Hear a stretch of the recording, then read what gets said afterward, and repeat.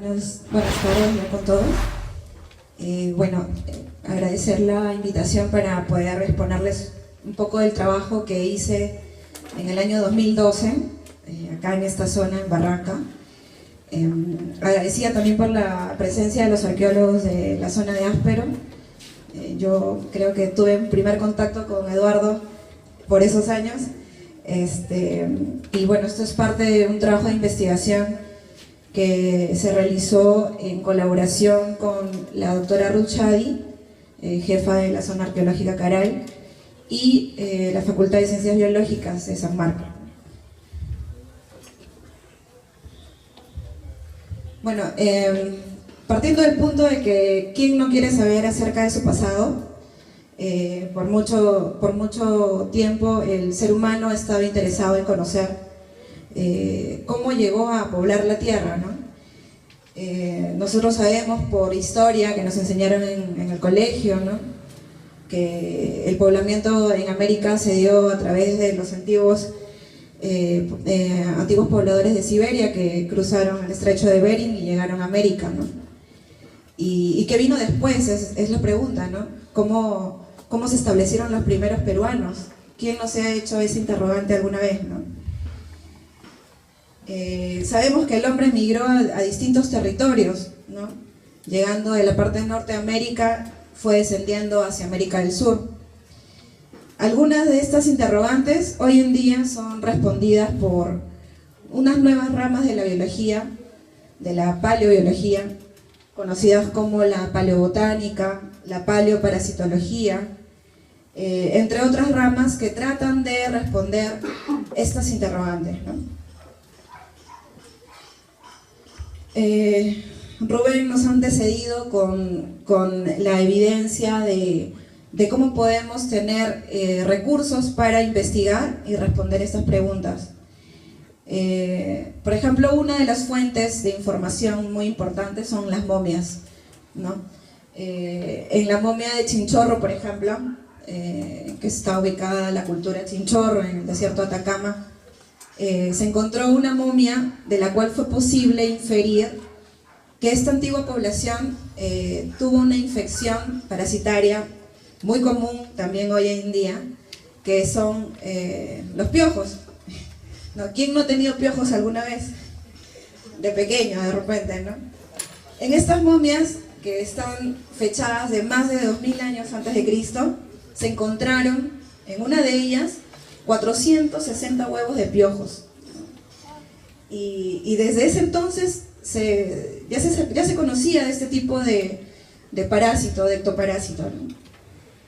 También, por ejemplo, Ruffer, que hoy es conocido como el padre de la paleoparasitología, encontró huevos de Schistosoma hematobium, otro parásito que suele infectar varios tejidos en el hombre y causar fuertes fiebres, ¿no?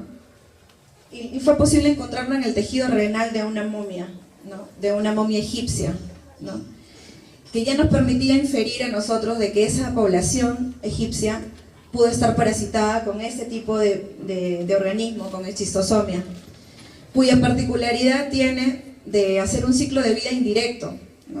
Es decir, usar a los caracoles como hospedadores intermediarios para poder reproducirse, ¿no? ¿Y cómo era el contacto, no? El contacto es a piel, ¿no? Las larvas de este parásito migran a través de un medio que puede ser un medio acuoso y entran en contacto directo con la piel, y así es como el ser humano se infecta, ¿no? Y Ruffer fue capaz de poder identificar los huevos en una momia egipcia, ¿no? Y bueno, la otra evidencia son los coprolitos, que es el tema de hoy. Creo que todos hemos aprendido una palabra nueva hoy día, que son los coprolitos, que también son una fuente rica de información, ¿no? Este es un coprolito típico, ya hemos visto algunos. Rubén los ha llamado el oro marrón de la arqueología, porque efectivamente la información que puede proveer un coprolito es bastante vasta, ¿no? Desde el consumo de ciertos organismos vegetales para inferir acerca de la dieta, hasta la identificación de organismos parasitarios que nos pueden hacer inferir acerca de los hábitos de vida, entre otros, ¿no? Son la paleobotánica, la zooarqueología, las nuevas ramas del conocimiento que están permitiendo a nosotros dar mayores evidencias de estas poblaciones, ¿no? Y en particular la paleoparasitología es una rama que pretende hacer inferencias acerca de hallazgos parasitarios en poblaciones antiguas, ¿no? Partiendo del punto de que para que un parásito se desarrolle, y eso lo saben de repente los alumnos que han hecho clases de biología, se necesitan 3 condiciones: el parásito, el hospedador y el ambiente, las condiciones ambientales, ¿no? Si no se dan estos 3 factores, no se puede producir el ciclo biológico de un parásito, ¿no? Entonces, recordemos esos 3 factores, porque son fundamentales para que se pueda preservar la vida de un organismo parasitario.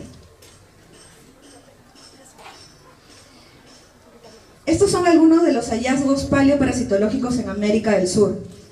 La lista no es muy larga, ¿no? Los países en los que más se ha encontrado este tipo de organismos son Argentina, Perú, Brasil y Chile.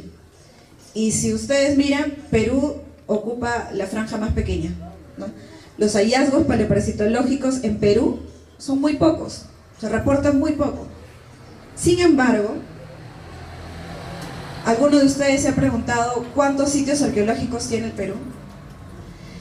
Bueno, yo encontré un dato, de repente un poquito antiguo.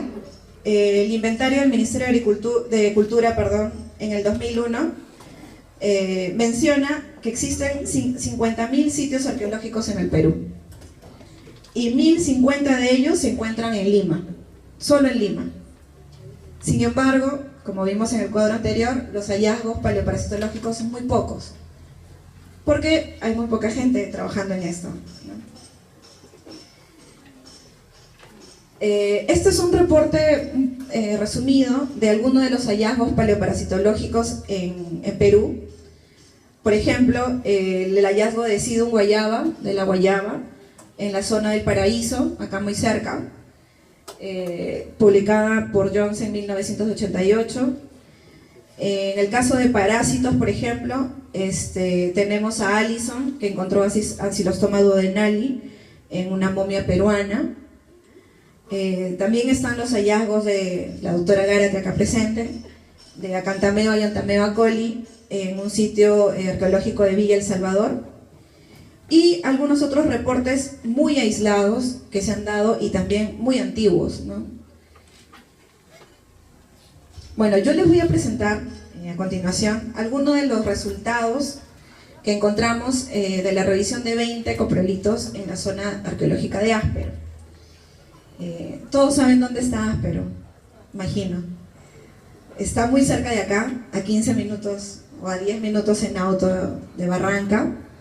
Es una zona, es un sitio arqueológico, un asentamiento arqueológico contemporáneo, ¿no?, a la civilización Caral, ¿no? Caral sí lo identificamos de repente más rápido. La primera vez que yo visité Áspero me quedé impactada de la zona privilegiada que ocupó esta población por encontrarse en 2 ecosistemas o entre 2 ecosistemas muy particulares, ¿no?, que es el rico mar peruano y la zona valle de Barranca, ¿no? Entonces, esta vista hermosa es de la parte más alta de Áspero. Incluso tiene frente al asentamiento un humedal, un totoral. Me parece a mí que si nos remontamos hace 5.000 años atrás, esta ubicación le permitió a esa población desarrollarse de una manera sólida, ¿no? Bueno, el objetivo del proyecto de investigación era determinar la presencia de organismos en coprolitos de los pobladores precolombinos de Áspero y específicamente identificar protozoarios y helmintos parásitos en estos coprolitos, así como restos vegetales también que pudieron haber sido identificados.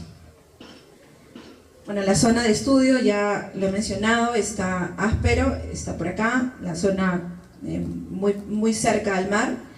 Sabemos que Caral está más hacia el valle, ¿no? Actualmente Áspero está bajo la jurisdicción de Supe Puerto, ¿no? La particularidad de Áspero, digamos, era ese intercambio económico, ¿no?, de recursos que realizaba con Caral, puesto que los pescadores de Áspero necesitaban de algodón que producía Caral para construir las redes de pesca que les permitieran a ellos capturar los recursos marinos, ¿no?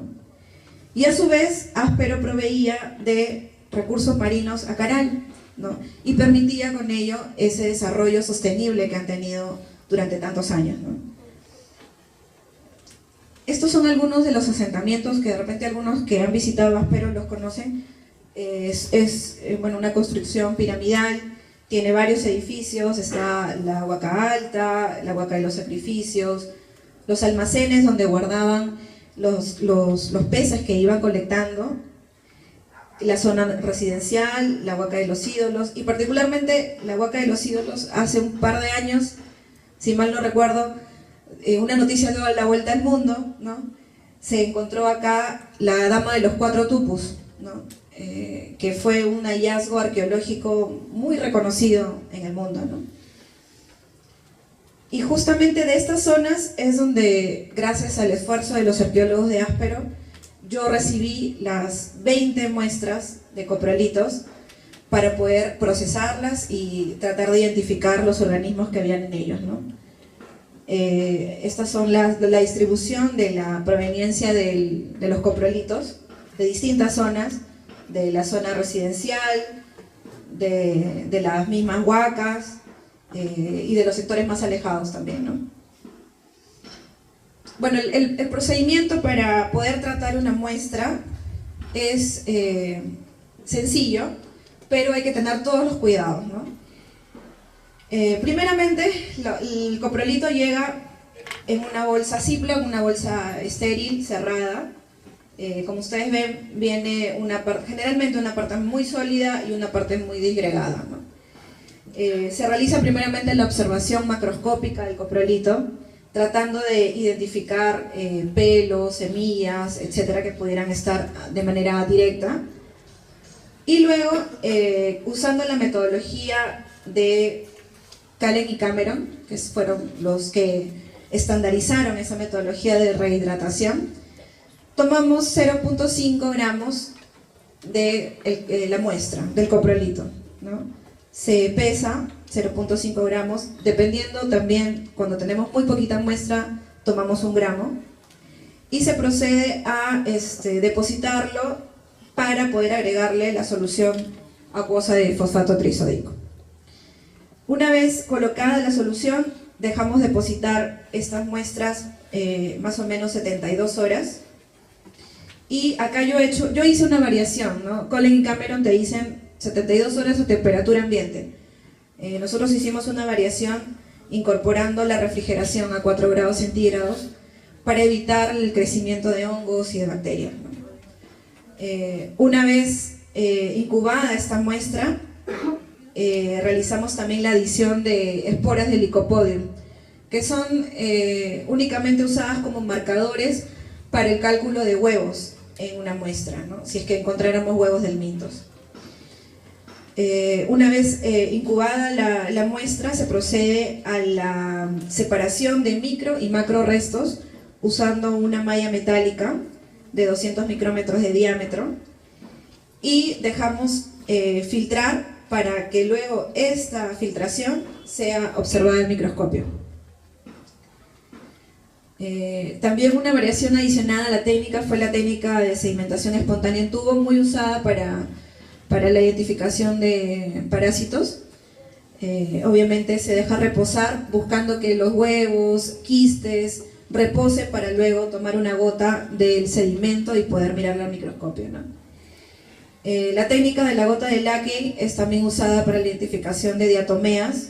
Se coloca una gota en una lámina portaobjeto y de manera temporal se va rehidratando con glicerina para poder observarlo al microscopio, ¿no? Esta es la parte más tediosa porque no hay que revisar una ni dos láminas.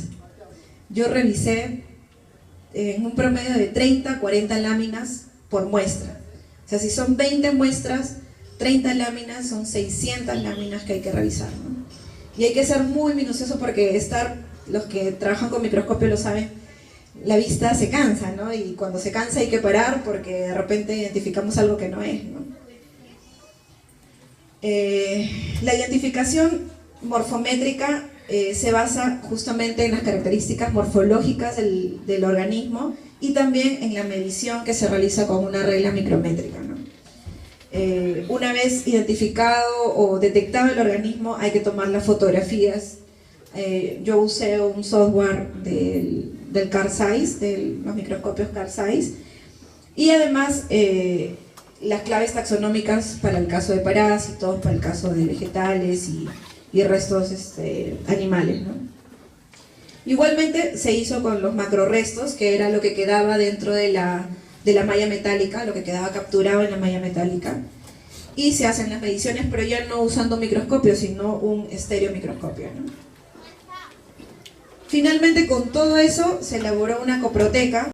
Una coproteca, que es otro término que vamos a usar hoy día, son como un pequeño almacén de coprolitos rehidratados, coprolitos sin rehidratar, láminas selladas, fotografías digitales, toda la información consolidada sobre los coprolitos, ¿no?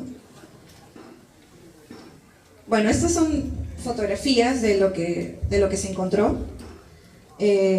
Obviamente partiendo del tema de la dieta, ¿no? Encontramos en el 20% de los coprolitos, de los 20 coprolitos revisados, semillas de Psidium guayaba, ¿no? Típicas, las típicas semillas de 3 milímetros de diámetro, arriñonadas, huecas, ¿no? En gran cantidad, ¿no? Las semillas de Psidium guayaba fueron encontradas en gran cantidad y muchas de ellas con signos de masticación, ¿no? Producto del consumo. Encontramos también vértebras caudales en Graulis ringens, anchoveta, evidencia también directa del consumo de peces. También son vértebras muy pequeñas de 1 a 2 milímetros de diámetro, algunas de ellas también con signos de rotura, pero puede ser por el tratamiento de la muestra también. Encontramos, no sé si acá están los agrónomos, encontramos evidencias de consumos de plantas monocotiledóneas y dicotiledóneas, ¿no? Parénquimas, tricomas, esclereidas, esclerénquimas, epidermis de monocotiledóneas, epidermis de dicotiledóneas, incluso con apariencia de estomas presentes, ¿no? Lo cual nos estaba indicando el consumo de plantas que han sido reportadas y que han sido encontradas también alrededor de la zona, ¿no? Un hallazgo muy particular y que constituye el primer reporte en Perú fue la presencia de diatomeas marinas en el 90% de las muestras. 18 de los 20 coprolitos tenían algún tipo de diatomea marina, no de agua dulce, sino marina, ¿no? Y acá están los taxones que se encontraron, fueron 18 taxones. Bueno, el hallazgo de diatomeas es muy particular. La más prevalente fue Paralia sulcata, ¿no? Una diatomea que ha sido encontrada en el intestino en Graulis ringens, ¿no? Y lo bonito de las diatomeas pues es esa morfología típica que tienen, ¿no? La frústula o pared celular de sílice que le permite pues tener una conservación por más de 5.000 años, ¿no? Y las fotos que les estoy mostrando son fotos originales, ¿no? No son fotos que han sido editadas. Se veían de esa forma, ¿no? Muy claras, con la estructura silicia muy conservada, ¿no? Bueno, acá están todas las especies, los taxones que se pudieron identificar, incluso algunas de ellas formando colonias, ¿no? Porque las diatomeas tienen esa particularidad de formar filamentos, colonias. o de agruparse.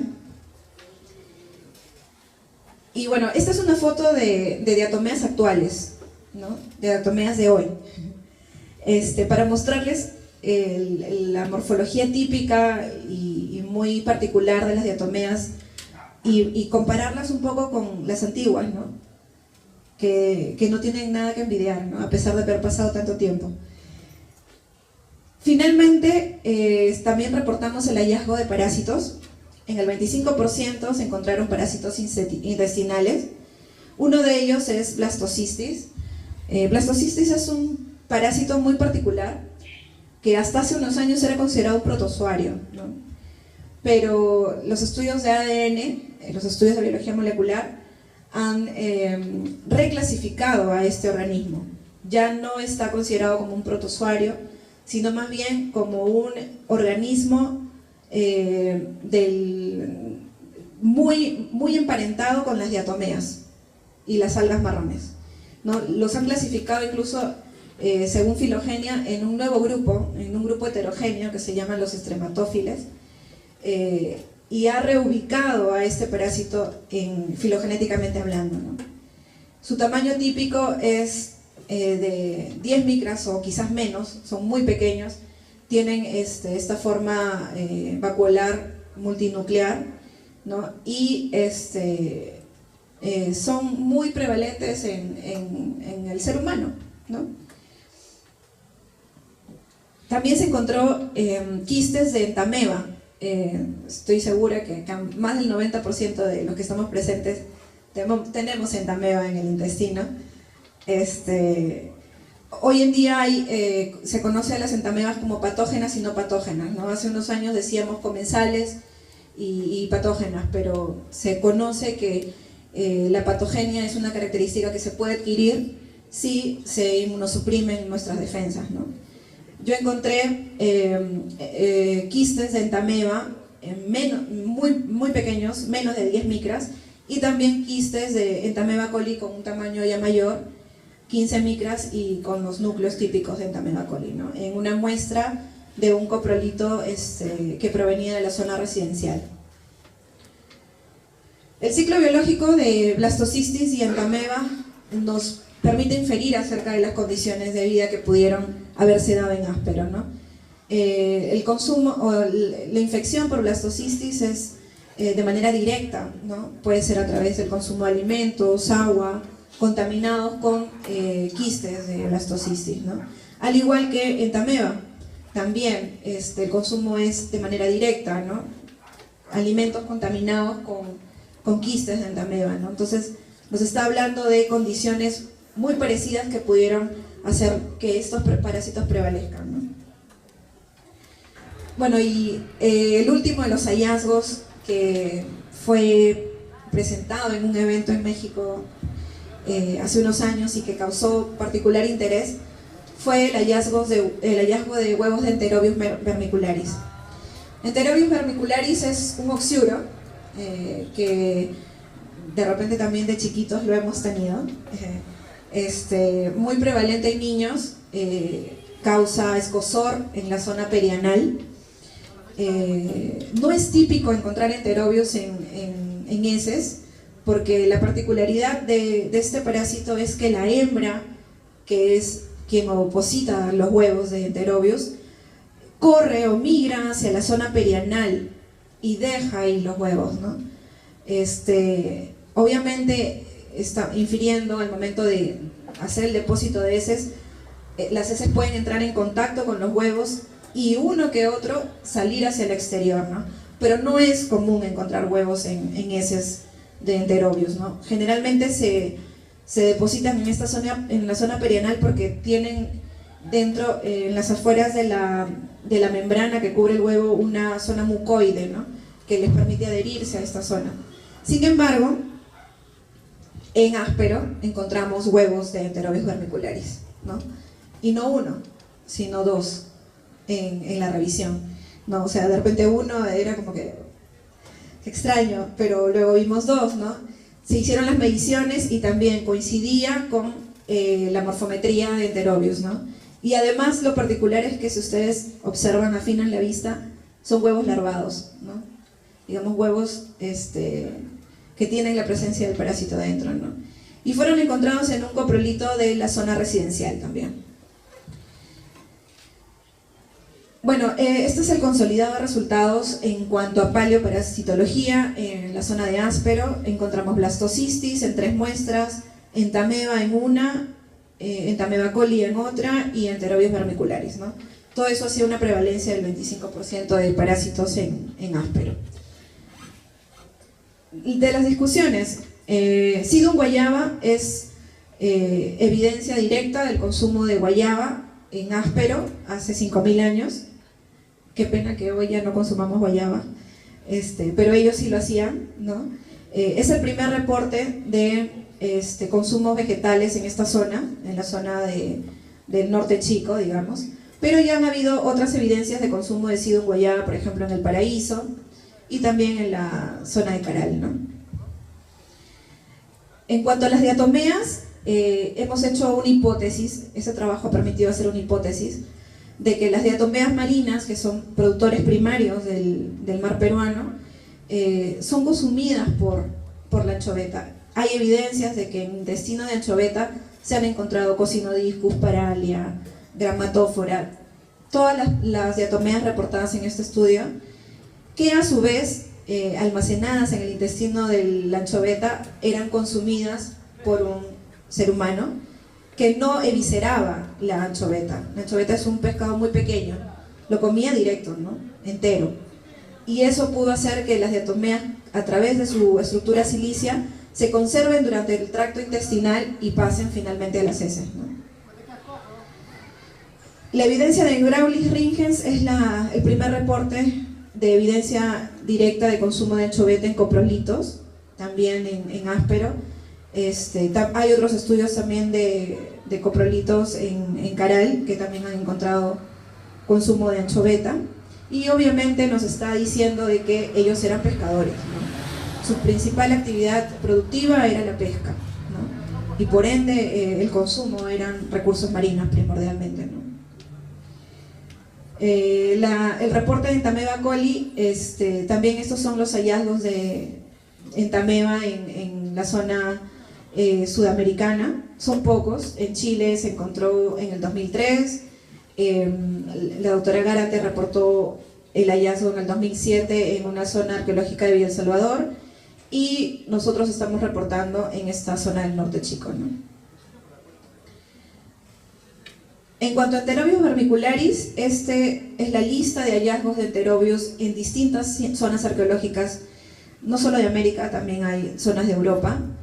En Perú solamente hay 2 reportes, en Guarmey, Patruco, en el año 83, en el valle de Guarmey, reporta hallazgos de huevos de Enterobius, y el presente estudio reporta hallazgos de Enterobius en la zona de Áspero, ¿no? Bueno, de las conclusiones, para acabar, se determinó la presencia de protozoarios y helmintos entéricos en coprolitos de la costa norcentral del Perú, pertenecientes al arcaico tardío, es decir, hace 5.000 años, ¿no? Se observaron formas vacuolares de blastocistis en los coprolitos examinados, un parásito poco común, un parásito bastante común, pero poco reportado en hallazgos paleoparasitológicos. Se identificaron quistes de amebas, específicamente del género Entamoeba y la especie Entamoeba coli, indicadores de fecalismo. Se identificaron Enterobius vermicularis en coprolitos de los habitantes precolombinos, que viene a ser el registro más antiguo reportado hasta el momento, porque el hallazgo de Patruco es del Valle de Guarmey, que es más reciente. Se identificaron 18 taxones de diatomeas marinas, lo que constituye el primer hallazgo de organismos de este tipo en coprolitos de habitantes precolombinos, y se identificaron plantas monocotiledóneas y dicotiledóneas como Sidum guayaba, como parte de la dieta de los pobladores de Áspero, y vértebras de Graulis ringens también como parte del consumo de estos pobladores. Finalmente, recomendaciones que se hizo con el trabajo de investigación es fortalecer el estudio de coprolitos, ¿no? Nosotros decimos, pero ¿para qué investigar los coprolitos, ¿no? ¿Para qué sirve eso, ¿no? Ya hemos visto la cantidad de información que puede proveer una muestra que para algunos puede ser poco valorada, ¿no? Sin embargo, el abordaje de estos estudios debe darse de manera multidisciplinaria. No podemos trabajar solo los biólogos o solo los arqueólogos. Tenemos que trabajar en equipo, ¿no? Para tratar de inferir la mayor cantidad de información posible, ¿no? Y creo que hacia eso está tendiendo hoy en día la ciencia, ¿no? Hacia el trabajo multidisciplinario.